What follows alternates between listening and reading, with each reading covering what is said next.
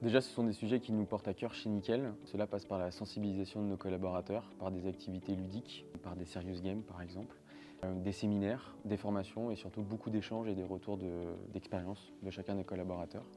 On a également des accords entreprises et le dernier en date, c'est celui du 10 mai qui est notre accord handicap. Et également, nous avons une communauté interne qui s'appelle All Equal pour l'égalité femmes-hommes.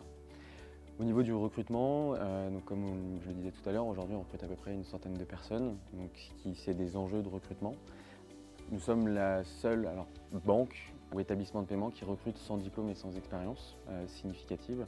Et cela on le doit surtout à notre équipe de formation qui nous permet en fait de recruter des personnes qui viennent d'horizons différents et qui les forment sur l'ensemble des process et des métiers de A à Z, souvent en l'espace de 1, 2, 3 mois.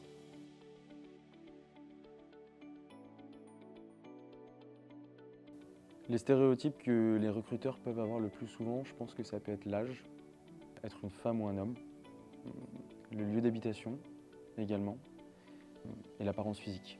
J'ai un exemple concernant le lieu d'habitation. Quand je discute avec mes confrères RH en dehors de Nickel ou avec des amis, qui en sort régulièrement, c'est que sur un CV, lorsque la ville qui est inscrite n'est pas la ville en tout cas, ou dans la zone géographique à 30-40 km de la ville du poste sur lequel on doit recruter, en tout cas les recruteurs peuvent zapper rapidement le CV.